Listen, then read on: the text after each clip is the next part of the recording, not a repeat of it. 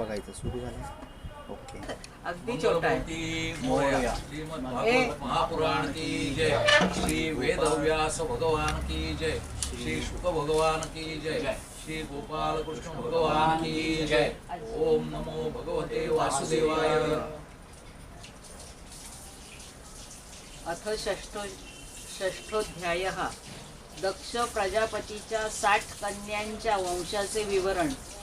श्री शुकदेव म्हणतात, त्यानंतर ब्रह्मदेवांनी समजूत घातल्यानंतर दक्षाने असिकनीपासून 60 कन्या उत्पन्न केल्या. त्या सर्वजणी पित्यावर प्रेम करीत होत्या.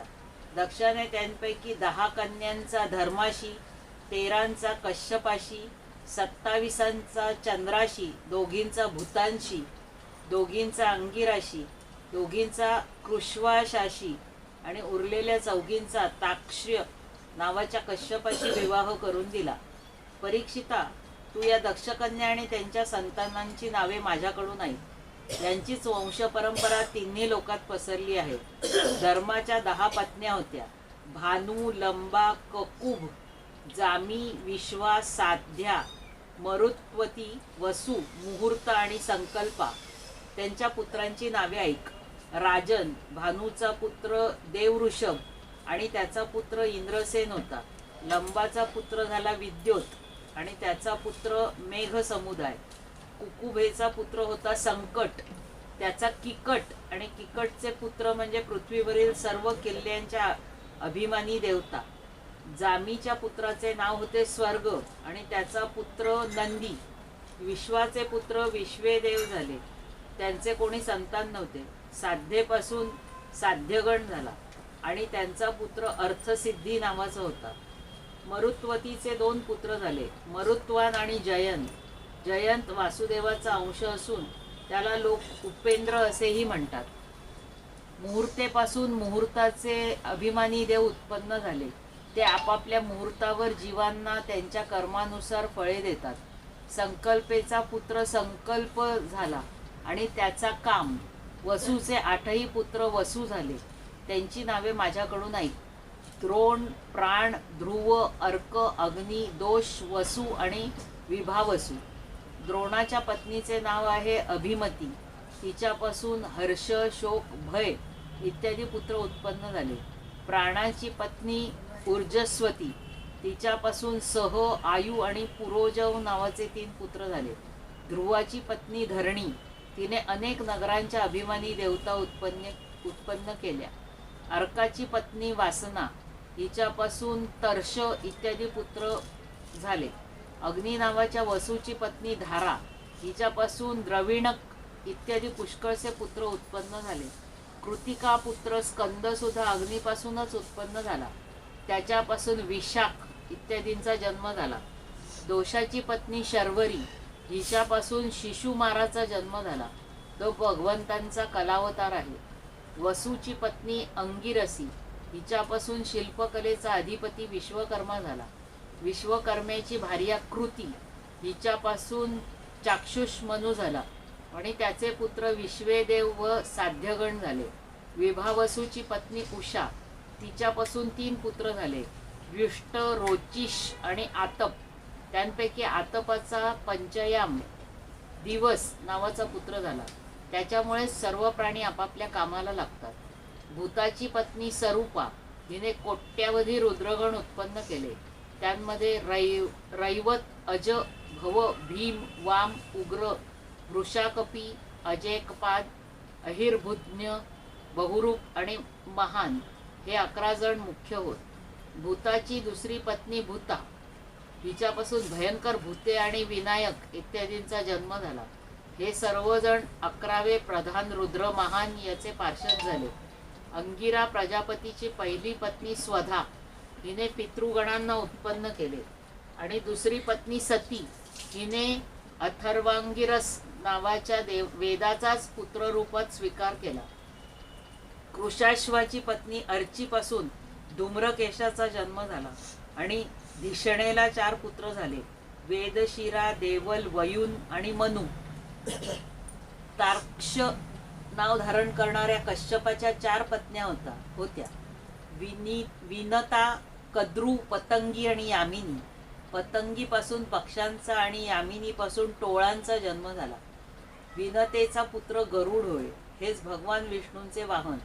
विनतेचा दुसरा मुलगा अरुण, तो भगवान सूर्याचा सारथी आहे. कद्रूपासून अनेक नाग उत्पन्न झाले. परीक्षिता, कृत्तिका इत्यादी 27 नक्षत्राभिमानी देवी चंद्राच्या पत्नी होत. चंद्राने रोहिणीवर अधिक प्रेम केल्यामुळे दक्षाने चंद्राला शाप दिला. त्यामुळे त्याला क्षयरोग झाला. त्याला संतान झाले नाही. त्याने दक्षाला पुन्हा प्रसन्न करून घेऊन कृष्ण पक्षात क्षीण झालेल्या कला शुक्ल पक्षात पूर्ण होण्याचा वर प्राप्त करून घेतला. आता तू कश्यप पत्न्यांची कल्याणकारक नावे आहेत. त्या लोकमाता आहेत. त्यांच्यापासूनच ही सर्व सृष्टी निर्माण झाली आहे. त्यांची नावे अशी: आदिती, दिती, दनू, काष्ठा, अरिष्ठा, सुरसा, इला, मुनी, क्रोधवशा, ताम्रा, सुरभी, सर्मा आणि तिमी. यांपैकी जलचर जंतू हे तिमीचे पुत्र होत आणि वाघ इत्यादी हिंस्र प्राणी सर्मेचे होत. म्हशी, रेडे, गाय, बैल तसेच दुसरे 2 खूर असणारे पुत्र पशु सुरभीचे पुत्र आहेत. ससाणा, गिधाड इत्यादी शिकारी पक्षी तामरेची संताने होत. मुनीपासून अप्सरा उत्पन्न झाल्या. हे राजा, क्रोधवशेचे पुत्र दंदशुक इत्यादी साप, विंचू, विषारी जंतू, इलेपासून झाडे, वेली इत्यादी, सुरसेपासून राक्षस उत्पन्न झाले. अरिष्टेपासून गंधर्व आणि काष्ठेपासून घोडे इत्यादी 1 खूर असलेले पशु उत्पन्न झाले. दनूला 61 पुत्र झाले. त्यांपैकी मुख्य पुत्रांची नावे ऐक: द्विमूर्धा, शंबर, अरिष्ट, हयग्रीव, विभावसु, अयोमुख, शंकुशिरा, स्वरभानु, कपिल, अरुण, पुलोमा, वृषपर्वा, एकचक्र, अनुतापन, धूम्रकेश, विरूपाक्ष, विप्रचिती आणि दुर्जय. स्वरभानुची कन्या सुप्रभा, हिच्याशी नमूची आणि वृषपर्व्याची कन्या शर्मिष्ठा हिच्याशी बलवान नहुषनंदन ययातीने विवाह केला. दनूचा पुत्र वैश्वानर याला 4 सुंदर कन्या होत्या. त्यांची नावे उपदानवी, हैशिरा, पुलोमा आणि कालका अशी होती. यांपैकी उपदानवी बरोबर हिरण्याक्षाचा आणि हयशिरा बरोबर कृतूचा विवाह झाला. ब्रह्मदेवांच्या आज्ञेने प्रजापती भगवान कश्यपांनी वैश्वानराच्या उरलेल्या 2 कन्या पुलोमा आणि कालका यांच्याशी विवाह केला. त्यांच्यापासून पौलोम आणि कालकेय नावाचे 60,000 रणशूर दानव झाले. त्यांचेच दुसरे नाव निवात कवच होते. ते यज्ञात विघ्न उत्पन्न करीत. म्हणून हे परीक्षिता, तुझे आजोबा अर्जुन याने एकट्यानेच स्वर्गात गेला असता इंद्राला प्रसन्न करण्यासाठी त्यांना मारले. विप्रचितीला सिंहिकेपासून 101 पुत्र उत्पन्न झाले. त्यांपैकी सर्वात ज्येष्ठ राहू होता. त्याची ग्रहांमध्ये गणना झाली. उरलेल्या 100 पुत्रांचे नाव केतू असे होते. आता क्रमशः आदितीची वंश परंपरा ऐक. या वंशात सर्वव्यापक देवाधिदेव नारायणांनी आपल्या अंशाने वामन रूपात अवतार घेतला होता. आदितीचे पुत्र होते विवस्वान, अर्यमा, उषा, त्वष्टा, सविता, भग, धाता, विधाता, वरुण, मित्र, इंद्र आणि त्रिविक्रम. यांनाच 12 आदित्य म्हणतात. विवस्वानाची पत्नी महाभाग्यवती संज्ञा हिच्यापासून श्राद्धदेव, वैवस्वत मनु आणि यमयमीची जोडी उत्पन्न झाली. संज्ञेनेच घोडीचे रूप घेऊन सूर्यापासून भूलोकी दोन्ही अश्विनी कुमारांना जन्म दिला. विवस्वानाच्या दुसऱ्या पत्नीचे नाव छाया होते.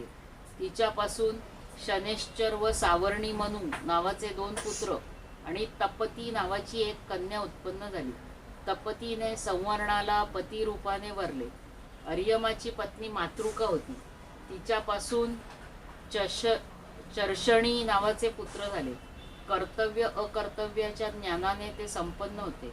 म्हणून ब्रह्मदेवांनी त्यांच्याच आधारे मनुष्य जातीची कल्पना केली. पुषाला काही संतान झाले नाही.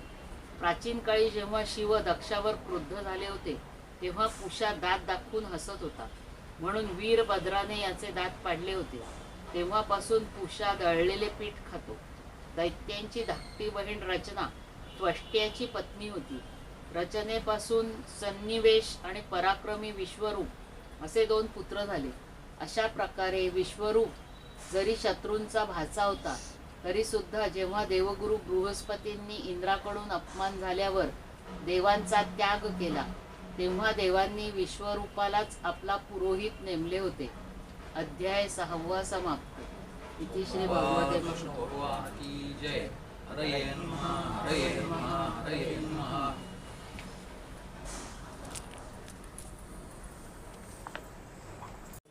मंगलमूर्ती मोरया. श्रीमद् भागवत महापुराण की जय. श्री वेदव्यास भगवान की जय. श्री शुक भगवान की जय. श्री गोपाल कृष्ण भगवान की जय. ओम नमो भगवते वासुदेवाय. अथ सप्तमोध्यायः. बृहस्पतीकडून देवांचा त्याग आणि विश्वरूपाचा देवगुरु म्हणून स्वीकार. राजाने विचारले, भगवन, देवाचार्य बृहस्पतींनी देवांचा त्याग का केला?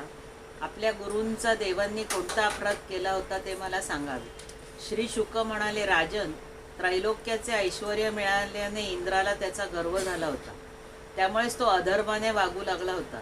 एके दिवशी सभेत मरुद्गण, वसु, रुद्र, आदित्य, ऋभू, विश्वेदेव, साध्य, अश्विनी कुमार, सिद्ध, चारण, गंधर्व, ब्रह्मज्ञानी मुनी, विद्याधर, अप्सरा, किन्नर, पक्षी आणि नाग त्यांची सेवा आणि स्तुती करत होते. सगळीकडे मधुर स्वराने त्याच्या कीर्तीचे गायन चालू होते. डोक्यावर चंद्रमंडलाप्रमाणे सुंदर शुभ्र छत्र शोभत होते. चौऱ्या, पंखे इत्यादी महाराजांना योग्य अशी सामग्री तेथे होती. या सभेत अर्ध्या आसनावर बसलेल्या इंद्राणीसह इंद्र अतिशय शोभून दिसत होता. त्याचे स्वतःचे आणि सर्व देवांचे परम आचार्य बृहस्पती जेव्हा तेथे आले तेव्हा सुरासुरांनी नमस्कार केलेल्या त्यांना सभेत आलेले पाहूनही इंद्र उभा राहिला नाही की त्याने त्यांना आसन वगैरे देऊन त्यांचा सत्कार केला नाही. एवढेच नव्हे तर तो आपल्या आसनावरून हल्ला सुद्धा नाही. त्रिकालदर्शी समर्थ बृहस्पतींनी पाहिले की याला ऐश्वर्याचा माज चढलाय. झाले ते ताबडतोब तेथून निघून गुपचूप आपल्या घरी आले. परीक्षिता, त्याच वेळी आपण गुरूंची अवहेलना केल्याचे इंद्राच्या लक्षात आले आणि भर सभेत तो स्वतः आपलीच निंदा करू लागला. अरे रे, ऐश्वर्याच्या नशेत चूर होऊन मी मूर्खाने भर सभेत आपल्या गुरुदेवांचा तिरस्कार केला. खरेच मी हे किती वाईट केले. कोणता विवेकी पुरुष या स्वर्गातील देखील राजलक्ष्मीची इच्छा धरेल. आज हिनेच जर मला देवराज असून सुद्धा राक्षस बनवले. जे लोक असे म्हणतात की सार्वभौम राजसिंहासनावर बसलेल्या सम्राटाने कोणासाठी उठू नये ते धर्माचे खरे स्वरूप जाणत नाही. असा उपदेश करणारे कुमार्गाकडे घेऊन जाणारे होत. ते स्वतः घोर नरकात जाऊन पडतात. शिवाय जे त्यांच्या म्हणण्यावर विश्वास ठेवतात तेही दगडाच्या नावेत बसल्याप्रमाणे बुडून जातात. माझे गुरुदेव बृहस्पती ज्ञानाचे अथांग सागर आहे. ते मी फारच उद्धटपणा केला आहे. आता मी त्यांच्या पायांवर मस्तक ठेवून त्यांची मनधरणी करीन. इंद्र असा विचार करीत होता तेवढ्यात बृहस्पती आपल्या घरून निघून योग बलाने अंतर्धान पावले. देवराज इंद्राने आपल्या गुरुदेवांचा पुष्कळ शोध केला परंतु त्यांचा ठाव ठिकाणा समजला नाही. तेव्हा गुरुशिवाय आपण असुरक्षित आहोत असे समजून देवांसह पुष्कळ विचार करूनही जेव्हा त्याला उपाय सापडला नाही तेव्हा तो अस्वस्थ झाला. दैत्यांना सुद्धा हे समजले. तेव्हा त्या मदोन्मत्त असुरांनी आपले गुरु शुक्राचार्यांच्या आज्ञेनुसार देवांवर विजय मिळवण्यासाठी शस्त्रे उगारून हल्ला केला. त्यांनी देवांवर इतक्या तीक्ष्ण बाणांचा वर्षाव केला की त्यांची मस्तके, मांड्या, बाहू इत्यादी अवयव तुटून पडू लागले. तेव्हा इंद्रांसह सर्व देव मस्तक लवून ब्रह्मदेवांना शरण गेले. स्वयंभू भगवान ब्रह्मदेवांनी देवांची अशी दुर्दशा पाहून त्यांचे हृदय अत्यंत करुणेने भरून आले. ते देवांना धीर देत म्हणाले, ब्रह्मदेव म्हणाले, देवांनो, ऐश्वर्य मदामुळे तुम्ही ब्रह्मज्ञानी, वेदज्ञ आणि संयमी ब्राह्मणाचा सत्कार केला नाही. ही खरोखर फार वाईट गोष्ट केली. देवांनो, आज वैभवशाली असूनही निर्बल शत्रूंपुढे तुम्हाला मान खाली घालावी लागत आहे. हे तुमच्या त्या उर्मटपणाचेच फळ आहे. देवराज, पहा ना, तुमचे शत्रू सुद्धा गुरूंचा तिरस्कार केल्यामुळे प्रथम अत्यंत निर्बल झाले होते. परंतु आता भक्तिभावाने त्यांची आराधना करून ते पुन्हा धनमनाने संपन्न झाले आहेत। शुक्राचार्यांना दैवत मानणारे हे दैत्य थोड्याच दिवसात माझा ब्रह्मलोकही हिरावून घेते। शुक्राचार्यांच्या शिष्यांच्या सल्लामसलती बाहेर फुटत नाहीत। ते स्वर्गच काय पाहिजे तो लोक जिंकू शकतात। जे श्रेष्ठ मनुष्य ब्राह्मण गोविंद आणि गायींना आपले ईश्वर मानून त्यांची कृपा संपादन करतात त्यांचे कधीच अमंगल होत नाही। म्हणून आता तुम्ही ताबडतोब त्वष्ट्याचे पुत्र विश्वरूप यांच्याकडे जा आणि त्यांची सेवा करा। ते खरे ब्राह्मण तपस्वी आणि संयमी आहेत। त्यांच्या असुरांवरील प्रेमाला तुम्ही क्षमा करू शकलात आणि त्यांचा सन्मान केलात तर ते तुमचे काम करतील। श्री शुकदेव म्हणाले, परीक्षिता, ब्रह्मदेवांनी असे सांगितल्यावर त्यांची चिंता दूर झाली। ते त्वष्ट्याचे पुत्र असणाऱ्या विश्वरूप ऋषींच्याकडे गेले आणि त्यांना आलिंगन देऊन म्हणाले, देव म्हणाले, पुत्रा, तुझे कल्याण असो। आम्ही तुमच्या आश्रमात अतिथी म्हणून आलो आहोत। आम्हा वडिलांची समयोचित अभिलाषा पूर्ण कर। ज्यांना मुले झाली आहेत त्या सत्पुत्रांचाही खरा धर्म हाच आहे की त्यांनी आपल्या वडील माणसांची सेवा करावी। मग जे ब्रह्मचारी आहेत त्यांच्याबद्दल काय बोलावे? कारण वत्सा, आचार्य वेदाची मूर्ती, पिता ब्रह्मदेवाची मूर्ती, भाऊ इंद्राची मूर्ती आणि माता साक्षात पृथ्वीची मूर्ती असते। बहीण दयेची मूर्ती, अतिथी धर्माची मूर्ती, अभ्यागत अग्नीची मूर्ती आणि सर्व प्राणी आपल्या आत्म्याचीच मूर्ती आत्मस्वरूप असतात। म्हणून पुत्रा, आम्हा दुःखी वडिलांचे शत्रूकडून झालेल्या पराभवाचे हे दुःख आपल्या तपोबलाने नाहीसे कर आणि आमच्या आज्ञेचे पालन कर। तू ब्रह्मनिष्ठ ब्राह्मण असल्याने आमचा गुरु आहेस। आम्ही तुझा आचार्य म्हणून अंगीकार करून तुझ्या शक्तीने अनायासे शत्रूंवर विजय प्राप्त करू। हे ब्राह्मणा, कामाच्या वेळी लहानांच्या पाया पडणे ही निंद्य नाही। वेदांचे ज्ञानच मोठेपणाला कारण असते, नुसते वय नव्हे। श्री शुक्राचार्य म्हणतात, जेव्हा देवांनी अशा प्रकारे विश्वरूपाला पौरोहित्य करण्याची प्रार्थना केली तेव्हा परम तपस्वी विश्वरूपाने प्रसन्न होऊन त्यांना अत्यंत प्रिय आणि मधुर शब्दात म्हटले। विश्वरूप म्हणाला, पौरोहित्याचे काम ब्रह्मतेज क्षीण करणारे आहे, म्हणून धर्मशील महात्म्यांनी त्यांची निंदा केली आहे। परंतु आपण माझे वडील आहात आणि आपण लोकेश्वर असून सुद्धा त्यासाठी मला प्रार्थना करीत आहात। अशा स्थितीत आपला शिष्य असलेला मी आपल्याला नकार कसा देऊ? आपल्या आज्ञेचे पालन करण्यातच माझे हित आहे। देवगण हो, शेतातील धान्य काढल्यानंतर किंवा धान्याचा बाजार उठून गेल्यानंतर तेथे पडलेले काही धान्य गोळा करून आणणे हेच आमच्यासारख्या संग्रह न करणाऱ्यांचे धन असते आणि त्यावरच आम्ही आमचे देवकार्य आणि पितृकार्य संपन्न करतो। हे लोकपालांनो, अशा स्थितीत मी पौरोहित्यासारखे निंदनीय कृत्य का बरे करावे? ज्यांची बुद्धी बिघडलेली असते असेच लोक त्याने खुश होतात। तरीसुद्धा मी आपल्या कामाला नकार देऊ शकत नाही, कारण आपल्यासारख्या वडीलधाऱ्यांचे मागणे तरी कितीसे आहे। म्हणून मी आपली सर्व मागणी तन मन धनाने पूर्ण करेन। श्री शुक्राचार्य म्हणतात, विश्वरूप मोठा तपस्वी होता। देवांना असे वचन देऊन ते पूर्ण करण्यासाठी त्यांनी पौरोहित्यासाठी नेमलेला तो त्यांचे काम अतिशय मनापासून करू लागला। शुक्राचार्यांनी जरी आपल्या ज्ञानाच्या बळावर असुरांची संपत्ती सुरक्षित ठेवली होती तरीसुद्धा सामर्थ्यवान विश्वरूपाने वैष्णवी विद्येच्या प्रभावाने त्यांच्यापासून ती संपत्ती हिरावून घेऊन देवराज इंद्राला दिली। ज्या विद्येने सुरक्षित होऊन इंद्राने असुरांच्या सेनेवर विजय मिळवला तिचा उदार बुद्धी विश्वरूपानेच त्याला उपदेश केला। अध्याय 7वा समाप्त। कृष्ण भगवान की जय। हरे नमः, हरे नमः, हरे नमः। मंगलमूर्ती मोरया। श्रीमद्भागवत महापुराण की जय। श्री वेदव्यास भगवान की जय। श्री शुक भगवान की जय।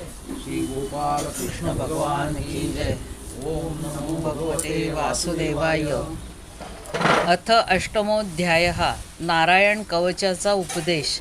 भगवन, ज्याच्या संरक्षणाखाली इंद्राने शत्रूंच्या सैनिकांना खेळाप्रमाणे सहज जिंकून त्रैलोक्याच्या राजलक्ष्मीचा उपभोग घेतला ते नारायण कवच मला सांगावे। तसेच त्याने त्यापासून सुरक्षित होऊन रणभूमीवर आक्रमण करणाऱ्या शत्रूंवर कसा विजय मिळवला हेही सांगावे।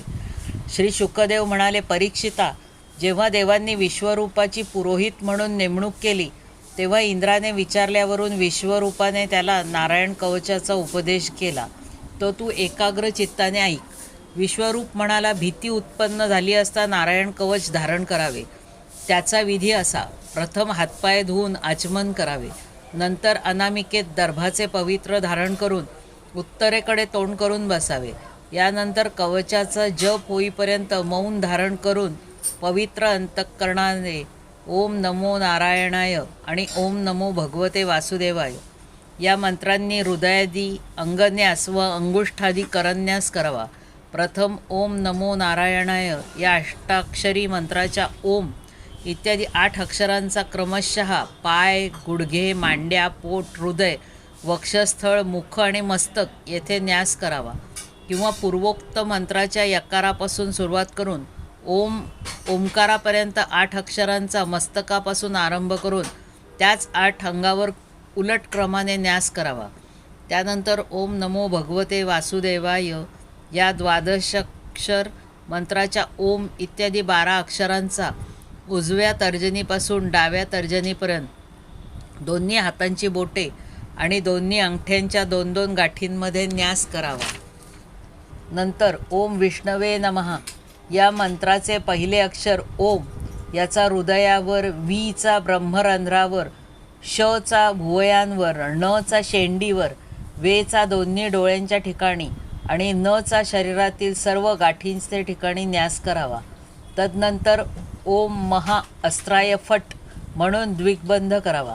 अशा प्रकारे न्यास करणारा पुरुष मंत्रस्वरूप होतो.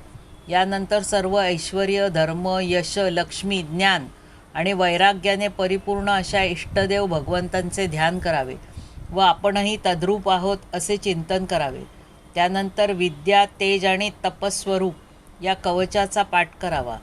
ज्यांनी गरुडाच्या पाठीवर आपले चरण कमळ ठेवले आहेत आणि मादी 8 सिद्धी ज्यांची सेवा करीत आहेत, ज्यांच्या 8 हातांमध्ये शंख, चक्र, ढाल, तलवार, गदा, बाण, धनुष्य आणि पाश आहेत, ते श्रीहरी सर्व प्रकारे व सर्व बाजूंनी माझे रक्षण करोत. मत्स्यावतारी भगवान पाण्यामध्ये पाण्यातील जंतूंपासून आणि वरुणाच्या पाशापासून माझे रक्षण करोत. मायेने ब्रह्मचार्याचे रूप धारण करणारे वामन अवतार जमिनीवर आणि विश्वरूप त्रिविक्रम आकाशात माझे रक्षण करोत. ज्यांच्या भीषण डरकाळीने सर्व दिशा दुमदुमून गेल्या होत्या आणि गर्भवतींचे गर्भ गळून पडले होते, ते दैत्यराजाचे शत्रू भगवान नृसिंह किल्ले, जंगल, रणभूमी इत्यादी बिकट ठिकाणी माझे रक्षण करोत.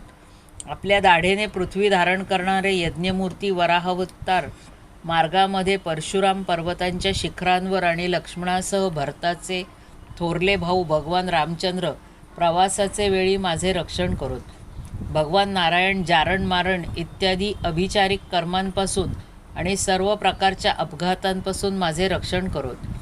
ऋषीश्रेष्ठ नर गर्वापासून, योगेश्वर भगवान दत्तात्रय योगातील विघ्नांपासून आणि त्रिगुणाधिपती कपिल कर्मबंधांपासून माझे रक्षण करोत. सनतकुमार कामदेवापासून, हयग्रीव रस्त्याने चालतेवेळी घडणाऱ्या देवमूर्तींना नमस्कार इत्यादी न करण्याच्या अपराधापासून, देवर्षी नारद ईश्वर सेवेच्या अपराधांपासून आणि कच्छपावतार सर्व प्रकारच्या नरकांपासून माझे रक्षण करोत. भगवान धन्वंतरी कुपथ्यापासून, जितेंद्रिय ऋषभदेव सुखदुःखादी भीतीदायक द्वंद्वांपासून, यज्ञ भगवान लोकापवादापासून, बलराम मनुष्यनिर्मित कष्टांपासून आणि शेष क्रोधवश नावाच्या सापांच्या समूहापासून माझे रक्षण करोत. भगवान व्यास अज्ञानापासून, बुद्धदेव नास्तिकांपासून आणि प्रमादांपासून माझे रक्षण करोत. धर्मरक्षणासाठी महान अवतार धारण करणारे भगवान कल्की कळी काळाच्या दोषांपासून माझे रक्षण करोत. गदाधारी केशव प्रातःकाळी, वंशीधर गोविंद सकाळी, तीक्ष्ण शक्तिधारी नारायण दुपारच्या आधी आणि मध्यान्नी चक्रराज सुदर्शनधारी विष्णू माझे रक्षण करोत. तिसऱ्या प्रहरी प्रचंड धनुष्यधारी मधुसूदन आणि संध्याकाळी ब्रह्मादी त्रिमूर्तीधारी माधव माझे रक्षण करोत. सूर्यास्तानंतर ऋषिकेश, मध्यरात्रीच्या अगोदर आणि मध्यरात्री एकटे भगवान पद्मनाभ माझे रक्षण करोत. मध्यरात्रीनंतर श्री वत्सलांछन श्रीहरी उषक्काळी खड्गधारी भगवान जनार्दन, सूर्योदयाच्या वेळी पूर्वी श्री दामोदर आणि दोन्ही संध्यासमयी कालमूर्ती भगवान विश्वेश्वर माझे रक्षण करोत. हे सुदर्शना, तुझ्या कडांची टोके प्रलयकालीन अग्निसमान तीव्र आहेत. तू भगवंतांच्या प्रेरणेने सगळीकडे फिरत असतोस. आग ज्याप्रमाणे वाऱ्याच्या साह्याने गवत वगैरे जाळून टाकते, त्याप्रमाणे तू आमच्या शत्रुसेनेला लगेच जाळून टाक. हे कौमुदकी गदे, तुझ्यापासून निघणाऱ्या ठेणग्यांचा स्पर्श वज्राप्रमाणे असह्य आहे. तू भगवंतांची आवडती आहेस. तू कुष्मांड, विनायक, यक्ष, राक्षस, भूत, प्रेत इत्यादिकांचा चुरा करून टाक आणि माझ्या शत्रूंचा नायनाट कर. हे शंखश्रेष्ठा भगवान, श्रीकृष्णांनी फुंकल्यावर तू भयंकर आवाज करून माझ्या शत्रूंच्या हृदयाचा थरकाप उडव. तसेच यातुधान, प्रमथ, प्रेत, मातृका, पिशाच्च, ब्रह्मराक्षस इत्यादी भयानक प्राण्यांना येथून पळवून लाव. हे तीक्ष्ण धारेच्या श्रेष्ठ तलवारी, तू भगवंतांच्या प्रेरणेने माझ्या शत्रूंना छिन्न विच्छिन्न करून टाक. शेकडो चंद्रांप्रमाणे फिरणाऱ्या हे ढाली, माझ्या शत्रूंचे डोळे तू बंद कर आणि पापी नजर असणाऱ्यांची दृष्टी नाहीशी कर. सूर्यादी ग्रह, धूमकेतू, दुष्ट माणसे, साप, दाढा असणारे हिंस्र पशु, भूत, प्रेत इत्यादी तसेच पापी प्राण्यांपासून आम्हाला जे जे भय निर्माण होईल आणि जे जे आमच्या हिताच्या विरोधी असतील, ते सर्वजण भगवंतांचे नाम, रूप तसेच आयुधांचे कीर्तन केल्याबरोबर नष्ट होत.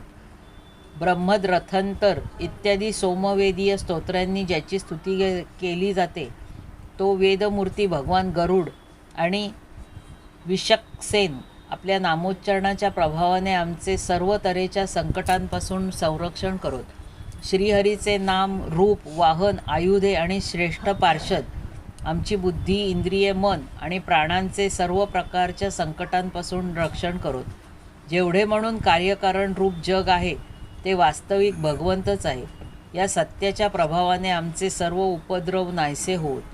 ज्या लोकांनी ब्रह्म आणि आत्मा यांच्या एकतेचा अनुभव घेतला आहे, त्यांच्या दृष्टीने भगवंतांचे स्वरूप भेदरहित आहे.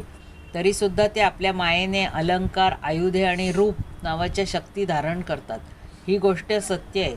याच कारणाने सर्वज्ञ, सर्वव्यापक भगवान श्रीहरी नेहमीच सर्व स्वरूपात आमचे सर्वत्र रक्षण करोत. जे आपल्या शब्दाने सर्व लोकांची भीती दूर करतात आणि आपल्या तेजाने सर्वांचे तेज ग्रासून टाकतात, ते भगवान नृसिंह दिशोपदिशात, वर खाली, आत बाहेर अशा सर्व ठिकाणी आमचे रक्षण करोत. इंद्रा, मी तुला हे नारायण कवच सांगितले. हे कवच तू धारण कर, म्हणजे अनायासेच सर्व दैत्य सेनापतींना जिंकून घेशील. हे नारायण कवच धारण करणारा पुरुष ज्याला आपल्या डोळ्यांनी पाहतो किंवा पायाने स्पर्श करतो, तो ताबडतोब सर्व भयांपासून मुक्त होतो. जो ही वैष्णवी विद्या धारण करतो, त्याला राजा, चोर, पिशाच्च, वाघ इत्यादींपासून कोणत्याही प्रकारची भीती राहत नाही. पूर्वी कौशिक गोत्रातील एका ब्राह्मणाने ही विद्या धारण करून योगाने आपल्या शरीराचा मरुभूमीमध्ये त्याग केला होता. जेथे त्या ब्राह्मणाचे शरीर पडले, त्याच्यावरून एक दिवस गंधर्वराज चित्ररथ आपल्या स्त्रियांसह विमानात बसून चालला होता. तेथे येताच खाली डोके करून तो विमानासह आकाशातून पृथ्वीवर पडला. यामुळे आश्चर्यचकित झालेल्या त्याला जेव्हा वालखिल्य मुनींनी सांगितले की हा नारायण कवच धारण केल्याचा परिणाम आहे, तेव्हा त्याने त्या ब्राह्मणाच्या अस्थी पूर्ववाहिनी सरस्वती नदीमध्ये सोडून दिल्या आणि पुन्हा स्नान करून तो आपल्या लोकी गेला. श्री शुक म्हणतात, जो हे नारायण कवच योग्य वेळी ऐकून आदरपूर्वक धारण करतो, त्याच्यासमोर सर्व प्राणी नम्र होतात आणि तो सर्व प्रकारच्या भयांपासून मुक्त होतो. विश्वरूपापासून शतक्रतू इंद्राने ही वैष्णवी विद्या प्राप्त करून रणभूमीवर असुरांना जिंकले आणि तो त्रैलोक्य लक्ष्मीचा उपभोग घेऊ लागला. अध्याय 8 समाप्त. भगवान की जय. हरे नमः, हरे नमः. मंगलमूर्ती मोरया. श्रीमद् भागवत महापुराण की जय. श्री वेदव्यास भगवान की जय. श्री शुक भगवान की जय. श्री गोपाल कृष्ण भगवान की जय. ओम नमो भगवते वासुदेवाय. अथ नवमोऽध्यायः. विश्वरूपाचा वध, वृत्रासुराकडून देवांचा पराभव आणि भगवंतांच्या प्रेरणेने देवांचे दधीची ऋषीकडे जाणे. श्री शुक्राचार्य म्हणाले, परीक्षिता, आम्ही असे ऐकले आहे की विश्वरूपाला 3 मस्तके होती. तो एका तोंडाने सोमरस, दुसऱ्याने मद्य आणि तिसऱ्याने अन्न ग्रहण करीत असे. त्वष्टा इत्यादी 12 आदित्य त्याचे वडील होते, म्हणून तो यज्ञाच्या वेळी प्रत्यक्षात उंच स्वराने नम्रतापूर्वक देवांना आहुती देत असे. त्याचबरोबर तो अप्रत्यक्षपणे असुरांना सुद्धा आहुती देत असे, कारण त्याची आई असुर कुलातील असल्यामुळे मातृस्नेहामुळे तो असुरांना यज्ञभाग देत असे. देवराज इंद्राने पाहिले की तो अशा रीतीने देवांचा अपराध आणि धर्माच्या आड लपून कपट करीत आहे. त्यामुळे इंद्र भयभीत झाला आणि रागारागाने त्याने वेगाने त्याची 3 मस्तके तोडली. विश्वरूपाचे सोमरस पिणारे मस्तक चातक, सुरापान करणारे मस्तक चिमणा आणि अन्न खाणारे कवडा झाले. इंद्र ब्रह्महत्येचे ते पाप जरी दूर करू शकत होता, तरी त्याने त्याचा ओंजळीने स्वीकार केला आणि 1 वर्षापर्यंत त्यातून सुटण्याचा काहीही उपाय केला नाही. त्यानंतर सर्वांच्या समोर आपण शुद्ध होण्यासाठी ते पाप 4 भागात वाटून पृथ्वी, जल, वृक्ष आणि स्त्रियांना दिले. तो 4था भाग स्वीकारताना पृथ्वीने त्याच्या बदल्यात हा वर मागून घेतला की जेथे कुठे खड्डा असेल तो योग्य वेळी आपोआप भरला जावा. तीच ब्रह्महत्या कुठे कुठे ओसाड जमिनीच्या रूपाने दृष्टीस पडते. दुसरा चतुर्थांश वृक्षांनी घेतला. त्याबदली त्यांनी हा वर मिळवला की एखादा भाग तोडला गेल्यानंतर तो पुन्हा भरून यावा. अजूनही त्यांच्या चिकाच्या रूपाने ब्रह्महत्या दृष्टीस पडते. नेहमी कामोत्पत्ती होण्याचा वर मिळवून स्त्रियांनी ब्रह्महत्येचा 3रा भाग स्वीकारला. त्यांची ब्रह्महत्या प्रत्येक महिन्यात रजस्रावाच्या रूपाने दृष्टीस पडते. उपयोग करीत राहिल्यानंतरही झरे इत्यादींच्या रूपाने वाढच व्हावी हा वर मिळवून पाण्याने ब्रह्महत्येचा 4था भाग स्वीकारला. फेस, बुडबुडे इत्यादी रूपांनी तीच ब्रह्महत्या पाण्यावर दृष्टीस पडते. म्हणून माणूस ते बाजूला सारून पाणी उपयोगात आणतो. विश्वरूपाच्या मृत्यूनंतर त्याचा पिता त्वष्टा, हे इंद्रशत्रू, तू मोठा हो आणि लवकरच आपल्या शत्रूला मारून टाक, या मंत्राने इंद्राला शत्रू उत्पन्न करण्यासाठी हवन करू लागला. यज्ञ पूर्ण होताच अन्वाहार्य पचन नावाच्या अग्नीतून एक मोठा भयानक पुरुष प्रकट झाला. तो सर्व लोकांचा नाश करण्यासाठी प्रलयकालीन विक्राळ काळच प्रकट झाला आहे असा वाटत होता. दररोज त्याचे शरीर सर्व बाजूंनी बाणा एवढे वाढत असे. तो जळलेल्या पहाडाप्रमाणे काळाकुट्ट होता. संध्याकाळच्या ढगांप्रमाणे त्याची कांती होती. त्याच्या डोक्यावरील केस आणि दाढी मिशा तापलेल्या तांब्याप्रमाणे लाल रंगाच्या, तसेच डोळे मध्यान्नीच्या सूर्याप्रमाणे प्रखर होते. 3 पात्यांचा चमकणारा त्रिशूळ होऊन जेव्हा तो नाचत, ओरडत आणि उड्या मारीत असे, तेव्हा पृथ्वीचा थरकाप होऊन असे वाटत असे की त्या त्रिशूळावर त्याने अंतरिक्षाला झेलले आहे. तो वारंवार जांभई देत असे. त्यामुळे जेव्हा त्याचे गुहेसारखे खोल विक्राळ दाढा असलेले प्रचंड तोंड उघडले जाई, तेव्हा असे वाटत असे की तो सर्व आकाश पिऊन टाकेल. जिभेने सर्व नक्षत्रे चाटून घेईल आणि 3 लोक गिळून टाकेल.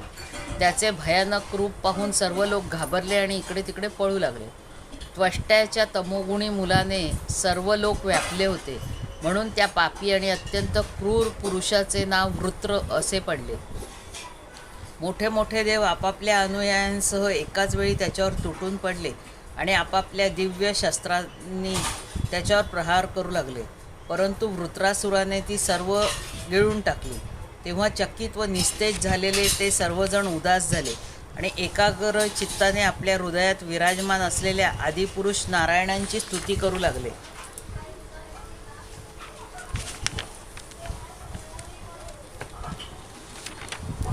देव म्हणाले, वायू, आकाश, अग्नी, जल आणि पृथ्वी ही 5 महाभूते यांच्यापासून तयार झालेले 3 लोक, त्यांचे अधिपती ब्रह्मदेव इत्यादी, तसेच आम्ही सर्व देव ज्या काळाला भिवून त्याला पूजा सामग्री अर्पण करतो, तो काळ ज्या भगवंतांना घाबरतो, ते भगवानच आमचे रक्षण करते आहेत. प्रभो, आपल्याला कशाचेही आश्चर्य वाटत नाही, कारण आपल्या स्वरूपाच्या साक्षात्कारानेच सर्वतः पूर्णकाम, सम आणि शांत आहात. जो आपल्याला सोडून दुसऱ्या कोणाला शरण जातो तो मूर्ख कुत्र्याचे शेपूट धरून समुद्र पार करू इच्छितो. मागील कल्पाच्या शेवटी वैवस्वत मनू ज्यांच्या विशाल शिंगाला पृथ्वीरूप नाव बांधून सहजपणेच प्रणयकालीन संकटातून वाचला, तेच मत्स्य भगवान आम्हा शरणगतांना वृत्रासुराने आणलेल्या दुस्तर भयापासून अवश्य वाचवतील. प्राचीन काळी वाऱ्याच्या प्रचंड झंझावाताने उठलेल्या उत्तुंग लाटांच्या गर्जनांमुळे ब्रह्मदेव भगवंतांच्या नाभिकमळातून भयंकर प्रलयकालीन पाण्यामध्ये पडला होता. तो त्यावेळी जरी असह्य होता तरी ज्यांच्या कृपेने त्या संकटातून वाचला तेच भगवान आम्हाला या संकटातून वाचवत. अद्वितीय असूनसुद्धा त्याच प्रभूंनी आपल्या मायेने आम्हाला उत्पन्न केले आणि त्यांच्याच कृपेने आम्ही विश्व चालवित आहोत.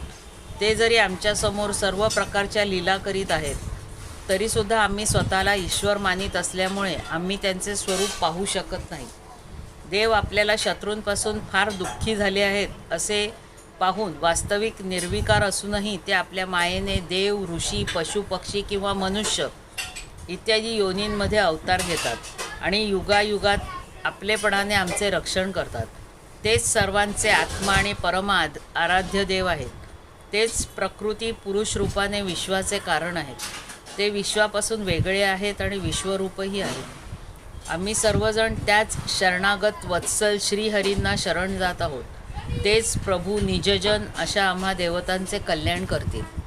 श्री शुकदेव म्हणतात, महाराज, देवांनी जेव्हा अशा प्रकारे भगवंतांची स्तुती केली तेव्हा स्वतः शंख, चक्र, गदा, पद्मधारी भगवान पश्चिमेकडे त्यांच्या समोर प्रकट झाले. भगवंतांचे नेत्र शरद ऋतूतील कमळाप्रमाणे शोभत होते. त्यांच्याबरोबर त्यांचे 16 पार्षद त्यांच्या सेवेत व्यग्र होते. श्री वत्सचिन्ह आणि कौस्तुभमणी सोडल्यास ते सर्वजण भगवंतांच्या सारखेच दिसत होते. परीक्षिता, भगवंतांचे दर्शन होताच आनंदमग्न झालेल्या देवांनी जमिनीवर साष्टांग दंडवत घातले आणि नंतर हळूहळू उठून ते भगवंतांची स्तुती करू लागले. देव म्हणाले, भगवन, स्वर्ग इत्यादी देण्याची यज्ञाची शक्ती आणि त्यांच्या फळांचा समय निश्चित करणारे काळही आपणच आहात. यज्ञात विघ्न निर्माण करणाऱ्या दैत्यांना आपण चक्राने छिन्नविच्छिन्न करून टाकता. आपली नावेही अनंत आहेत. आम्ही आपणास वारंवार नमस्कार करीत आहोत. हे विधाता, सत्व, रज, तम या 3 गुणानुसार ज्या उत्तम, मध्य आणि निकृष्ट गती प्राप्त होतात त्यांचे नियमन करणारे आपणच आहात. आपल्या परमपदाचे वास्तविक स्वरूप या कार्यरूप जगातील कोणताही आधुनिक प्राणी जाणू शकत नाही. भगवन, नारायण, वासुदेव, आदिपुरुष आणि महापुरुष आपण आहात. आपला महिमा अमर्याद आहे. आपण परम मंगलमय, परम कल्याण स्वरूप आणि परम दयाळू आहात. आपणच साऱ्या जगाचे आधार तसेच अद्वितीय आहात. केवळ आपणच साऱ्या जगाचे स्वामी आहात. आपण सर्वेश्वर असून लक्ष्मीपती आहात. प्रभो, परमहंस परिव्राजक योगी जेव्हा आत्मसंयम रूप समाधीने चांगल्या तऱ्हेने आपले चिंतन करतात तेव्हा त्यांच्या शुद्ध हृदयामध्ये परमहंसांचा वास्तविक धर्म असणाऱ्या भगवत जनाचा उदय होतो. त्यामुळे त्यांच्या हृदयातील अज्ञानरूप दार उघडले जाते आणि त्यांच्या आत्म्यामध्ये आपण आत्मानंद रूपात प्रगट होता. अशा आपणास आम्ही नमस्कार करीत आहोत. आपल्या लीलेचे रहस्य जाणणे कठीण आहे, कारण आपण कोणत्याही आश्रयाविना आणि शरीराशिवाय तसेच आमच्या सहकार्याशिवाय निर्गुण आणि निर्विकार असूनही या सगुण जगाची उत्पत्ती, रक्षण आणि संहार करता.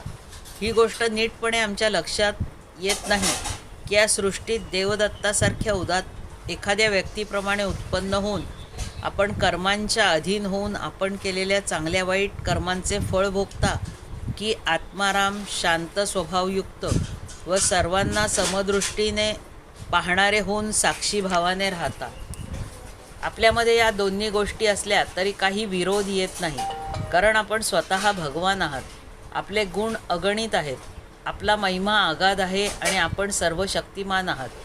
आधुनिक लोक अनेक प्रकारचे विकल्प, वितर्क, विचार, खोटी प्रमाणे आणि कुतर्काने भरलेल्या शास्त्रांचे अध्ययन करून आपले हृदय दूषित करून घेतात आणि याचमुळे ते दुराग्रही बनतात. त्यांच्या वादविवादात पडण्यात आपणास सवडही नाही. आपले खरे स्वरूप सर्व मायामय पदार्थांच्या पलीकडचे विशुद्ध आहे, तेव्हा आपण त्यातच आपल्या मायेला झाकून ठेवता, तेव्हा कोणती गोष्ट आपल्या बाबतीत अशक्य आहे. कारण आपल्यामध्ये कर्तृत्व भोक्तृत्वही नाही आणि उदासीनताही नाही. आपण दोहोंहून विलक्षण व अनिर्वचनीय आहात. असे जसे एक दोरीचा तुकडा भ्रम झालेल्या पुरुषाला साप इत्यादी रूपात दिसतो, परंतु जाणकाराला मात्र दोरीच्या रूपात, तसेच आपणही अज्ञानी लोकांना कर्ता भोक्ता इत्यादी रूपात दिसता आणि ज्ञानी पुरुषांना मात्र शुद्ध आणि सच्चिदानंद स्वरूपात. कारण आपण सर्वांच्या बुद्धीनुसार रूप धारण करता. आपणच सर्व वस्तूंमध्ये या वस्तूंच्या रूपाने राहता. सर्वांचे स्वामी आहात आणि संपूर्ण जगाचे कारण असलेले ब्रह्मदेव, प्रकृती इत्यादींचेही कारण आहात. आपण सर्वांचे अंतर्यामी अंतरात्मा आहात, म्हणून जगातील सर्व गुणरूपात दिसता. आणि श्रुतींनी मात्र सर्व पदार्थांचा निषेध करून फक्त आपल्याला शिल्लक ठेवले आहे. हे मधुसूदना, आपला महिमा अमृतमय रसाचा समुद्र आहे. त्यातील लहानशा थेंबाचाही केवळ एक वेळ स्वाद चाखल्याने हृदयात परमानंदाची निरंतर धारा वाहू लागते. त्यामुळे इह परलोकींच्या विषयभोगांच्या सुखाचा आभास विसरले आहेत.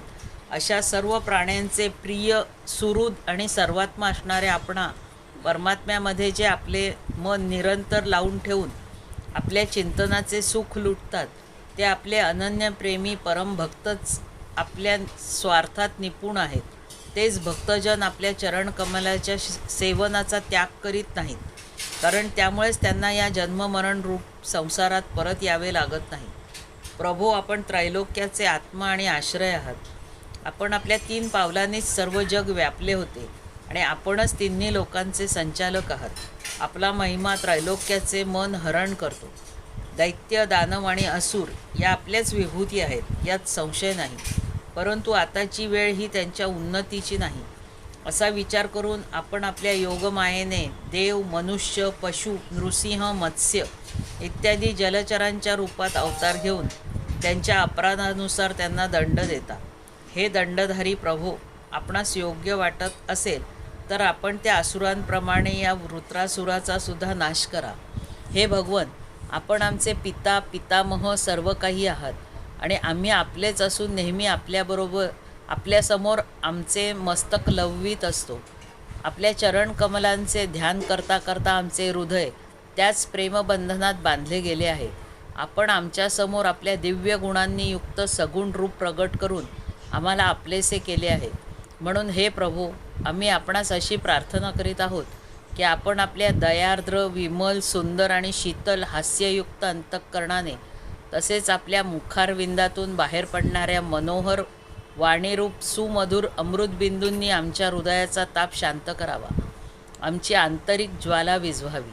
प्रभो, जशा अग्नीच्या अंशभूत असणाऱ्या ठेणग्या अग्नीला प्रकाशित करण्यास असमर्थ असतात, त्याचप्रमाणे आम्हीसुद्धा आमचा कोणताही स्वार्थ परमार्थ आपल्यापुढे निवेदन करण्यास असमर्थ आहोत.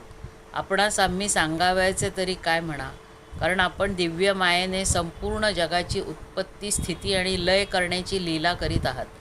तसेच सर्व जीवांच्या अंतःकरणामध्ये आणि बाहेरही ब्रह्म प्रधान आणि अंतर्यामीच्या रूपात विराजमान असतात.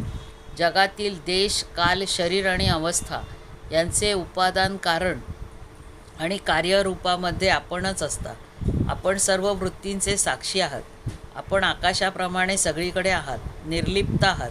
आपण स्वतः परब्रह्म परमात्मा आहात. म्हणून आम्ही ज्या इच्छेने येथे आलो आहोत ती आपण स्वतःच जाणून पूर्ण करा.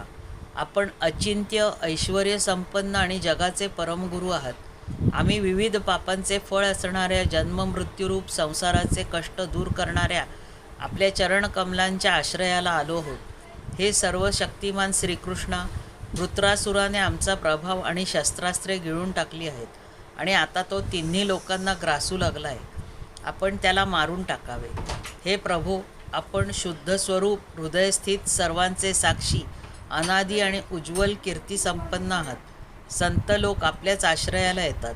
संसाराचे वाटसरू जेव्हा फिरत फिरत आपल्याला शरण येतात, तेव्हा शेवटी आपणच त्यांना परमानंदरूप इष्टफळ देता आणि त्यांचे कष्ट नाहीसे करता. हे कृष्ण, आम्ही आपल्याला नमस्कार करतो. श्री शुक्राचार्य म्हणतात, अथर्ववेदी महर्षी दधीचींनी असा निश्चय करून स्वतःला परब्रह्म परमात्मा श्री भगवंतांमध्ये विलीन करून आपल्या स्थूल शरीराचा त्याग केला. पुढे गेलं की काय? पुढे गेले. हां हां हे श्री शुकदेव म्हणाले, परीक्षिता, जेव्हा देवांनी मोठ्या आदराने अशा प्रकारे भगवंतांचे स्तवन केले तेव्हा आपली ती स्तुती ऐकून ते अतिशय प्रसन्न होऊन त्यांना म्हणू लागले. श्री भगवान म्हणाले, श्रेष्ठ देवांनो, तुम्ही स्तुतीयुक्त ज्ञानाने माझी उपासना केली आहे, त्यामुळे मी तुमच्यावर प्रसन्न झालो आहे. या स्तुतीमुळे आपल्या जीवांना आपल्या खऱ्या स्वरूपाची स्मृती आणि माझी भक्ती प्राप्त होते. हे श्रेष्ठ देवांनो, मी प्रसन्न झाल्यावर कोणती दुर्मिळ वस्तू आहे, तरी पण माझे अनन्यप्रेमी तत्ववेत्ते भक्त माझ्यापासून माझ्या व्यतिरिक्त आणखी कशाचीच इच्छा करीत नाहीत. जगातील विषयांना सत्य मानणारा अज्ञानी मनुष्य आपले खरे कल्याण जाणत नाही. तसेच जो कोणी त्याच्या इच्छेप्रमाणे त्याला विषयच देतो तो सुद्धा अज्ञानीच होय. जसे रोग्याची इच्छा असूनही चांगला वैद्य त्याला कुपथ्य करू देत नाही, तसाच जीवाचे आत्यंतिक कल्याण करणारा विज्ञान अज्ञानी लोकांना कर्मांचा उपदेश करीत नाही. हे इंद्रा, तुझे कल्याण असो. आता उशीर नको. ऋषीश्रेष्ठ दधीची यांच्याकडे जा. त्यांचे जे शरीर उपासना, व्रत आणि तपश्चर्येमुळे अत्यंत बलवान झाले आहे ते त्यांच्याकडून मागून घे. दधीची ऋषींना शुद्ध ब्रह्माचे ज्ञान आहे. अश्विनी कुमारांना घोड्याच्या डोक्याने उपदेश केल्याकारणाने त्यांचे एक नाव अश्वशीर असेही झाले आहे. त्यांनी उपदेश केलेल्या आत्मविद्येच्या प्रभावानेच दोन्ही अश्विनी कुमार अमर झाले. अथर्ववेदी दधीची ऋषींना सर्वप्रथम माझ्या स्वरूपभूत अभेद्य नारायण कवचाचा त्वष्ट्याला उपदेश केला होता. त्वष्ट्याने तोच विश्वरूपाला आणि विश्वरूपाने तुला केला. दधीची ऋषी धर्माचे श्रेष्ठ जाणकार आहेत. ते तुम्हाला अश्विनी कुमारांच्या मागण्यावरून आपले शरीर अवश्य देतील. त्यानंतर विश्वकर्म्याकडून त्या अंगापासून एक श्रेष्ठ आयुध तयार कर. नंतर माझ्या शक्तीने युक्त होऊन तू त्याच शस्त्राने वृत्रासुराचे मस्तक उडव. वृत्रासूर मेल्यानंतर तुम्हाला पुन्हा तेज, शस्त्रास्त्रे आणि सर्व संपत्ती प्राप्त होईल. तुमचे कल्याण होईल, कारण मला शरण आलेल्यांना कुणीही मारू शकत नाही. अध्याय 9 समाप्त. गोपाल कृष्ण भगवान की जय. हरये नमः, हरये नमः, हरये नमः. बोला.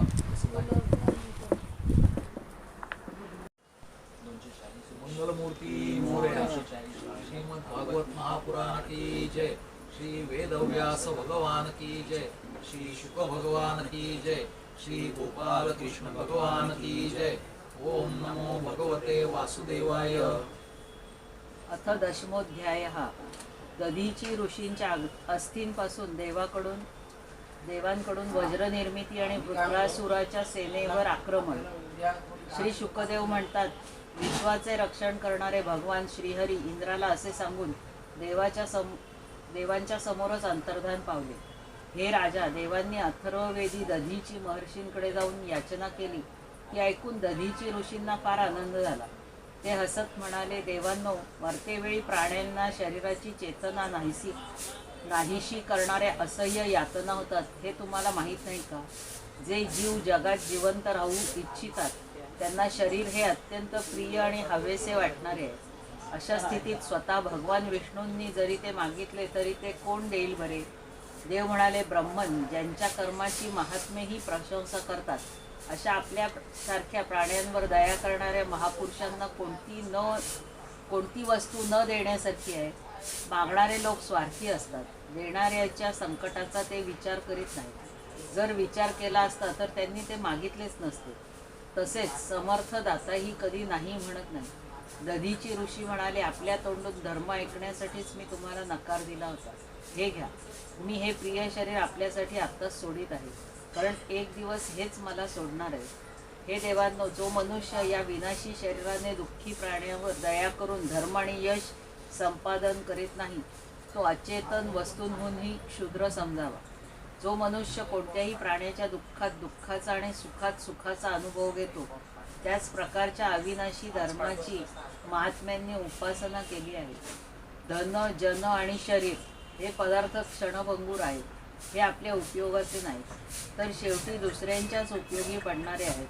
अरे रे, केवढा हा कंजूसपणा! किती दुःखाची गोष्ट आहे की हा मरणारा मनुष्य यांच्याद्वारा दुसऱ्यावर उपकार करीत नाही. श्री शुक्राचार्य म्हणतात, अथर्ववेदी महर्षी दधीचींनी असा निश्चय करून स्वतःला परब्रह्म परमात्मा श्री भगवंतांमध्ये विलीन करून आपल्या स्थूल शरीराचा त्याग केला. इंद्रिये, प्राण, मन आणि बुद्धी यांचा संयम करून दृष्टी तत्वमय केल्यामुळे त्यांची सर्व बंधने तुटली. त्यामुळे ते भगवंतांशी पूर्णपणे एकरूप झाले आणि त्यांना शरीर पडल्याचेही भान राहिले नाही. भगवंतांची शक्ती मिळाल्यामुळे इंद्राचे बळ वाढले. दधीची ऋषींच्या अस्थींपासून विश्वकर्म्याने बनवलेले वज्र घेऊन तो ऐरावत हत्तीवर आरूढ झाला. त्याच्याबरोबर सर्व देवही तयार झाले. ऋषी मुनी त्याची स्तुती करू लागले आणि त्रैलोक्याला जणू आनंदित करीत असुर सेनापतींसह असणाऱ्या वृत्रासुराचा वध करण्यासाठी तो संपूर्ण ताकदीनिशी त्याच्यावर चालून गेला. क्रुद्ध रुद्राने काळावर आक्रमण करावे तसा. पहिल्या चतुर्युगातील त्रेतायुग सुरू झाले होते. त्यावेळी नर्मदा तटावर देवांचे दैत्यांशी हे भयंकर युद्ध झाले. हे राजा, त्याच वेळी देवराज इंद्र हातात वज्र घेऊन रुद्र, वसु, आदित्य, अश्विनी कुमार, पितृगण, अग्नी, मरुद्गण, ऋभुगण, साध्यगण आणि विश्वेदेव यांच्यासह आपल्या तेजाने शोभत होता. तो समोर आलेला पाहून वृत्रासुरादी दैत्यांना ते सहन झाले नाही. तेव्हा नमुची, शंभर, अनर्वा, द्विमूर्धा, ऋषभ, अंबर, हयग्रीव, शंकुशिरा, विप्रचित्ती, अयोमुख, पुलोमा, वृषपर्वा, प्रहेती, हेती, उत्कल, सुमाली, माली इत्यादी हजारो दैत्य, दानव, यक्ष, राक्षस सोन्याचे अलंकार घालून आले होते आणि देवराज इंद्राच्या मृत्यूलाही अजिंक्य सेनेला अडवू लागले. ते गर्विष्ठ असुर सिंहनाद करीत मोठ्या सावधगिरीने गदा, परीघ, बाण, प्रास, मुद्गर, तोमर, शूळ, फरशी, तलवारी, तोफा, भुशुंडी इत्यादी शस्त्रास्त्रांच्या वर्षावाने देवांवर सर्व बाजूंनी प्रहार करू लागले. जसे ढगांनी झाकून गेल्यामुळे आकाशातील तारे दिसत नाहीत, त्याप्रमाणे एकामागोमाग एक असे इतके बाण चारी बाजूंनी येत होते की त्या वर्षावाने देव दिसेनासे झाले. तो शस्त्रास्त्रांचा वर्षाव देव सैनिकांना स्पर्शसुद्धा करू शकला नाही. त्यांनी आपल्या हस्तकौशल्याने आकाशातच त्यांचे हजारो तुकडे केले. जेव्हा असुरांची शस्त्रास्त्रे संपली तेव्हा ते देवसेनेवर पर्वतांची शिखरे, वृक्ष आणि दगड फेकू लागले, परंतु देवांनी पहिल्याप्रमाणेच ते तोडून टाकले. जेव्हा वृत्रासुराच्या सैनिकांना दिसले की त्यांची असंख्य शस्त्रास्त्रे देवसेनेचे काहीही वाकडे करू शकले नाहीत, तसेच वृक्ष, खडक आणि पहाडांच्या शिखरांनी सुद्धा त्यांच्या शरीरावर खरचटले सुद्धा नाही. एवढेच नव्हे तर सर्वजण कुशल आहेत. तेव्हा ते अतिशय भयभीत झाले. जसा भगवान श्रीकृष्णांच्या भक्तांवर क्षुद्र माणसांच्या कठोर आणि अमंगळ दुर्वचनांचा काहीही प्रभाव पडत नाही, त्याचप्रमाणे दैत्यांनी देवांना पराजित करण्यासाठी केलेले सर्व प्रयत्न निष्फळ होऊ लागले. श्रीहरींचे भक्त नसलेल्या असुरांचा युद्धाचा उत्साह आपले प्रयत्न व्यर्थ झालेले पाहून मावळला. आता ते आपल्या स्वामीला वृत्रासुराला युद्धभूमीवरच सोडून पळायला उद्युक्त झाले, कारण देवांनी त्यांचे सारे बळ हिरावून घेतले होते. स्वाभिमानी वीर वृत्रासुराने पाहिले की आपले बरोबरीचे असुर पळून जाऊ लागले आहेत आणि आपली पराभूत सेना सुद्धा अत्यंत भयभीत होऊन इकडे तिकडे पळू लागली आहे. तेव्हा त्यांना पाहून हसून तो म्हणाला, श्रेष्ठ वीर वृत्रासुर, समोचित वीरवाणीने विप्रचित्ती, नमुची, पुलोमा, मय, अनर्वा, शंभर इत्यादी दैत्यांना उद्देशून म्हणाला, असुरांनो, पळून जाऊ नका. मी सांगतो ते ऐका. जो जन्माला आला तो अवश्य मरणार. विधात्याने या जगात मृत्यूपासून वाचण्याचा कोणताही उपाय सांगितलेला नाही. अशा स्थितीत जर मृत्यूमुळे स्वर्गादी लोक आणि सुयश सुद्धा मिळत असेल तर कोणता बुद्धिमान अशा उत्तम मृत्यूचा स्वीकार करणार नाही. जगामध्ये 2 प्रकारचा मृत्यू परम दुर्लभ आणि श्रेष्ठ मानला गेला आहे. एक आपल्या प्राण्यांना वश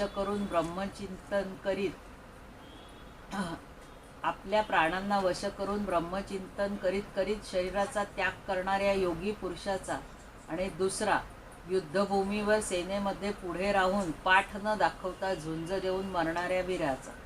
अध्याय 10 समाप्त. गोपाल कृष्ण भगवान की जय. हरे नमः हरे नमः हरे नमः.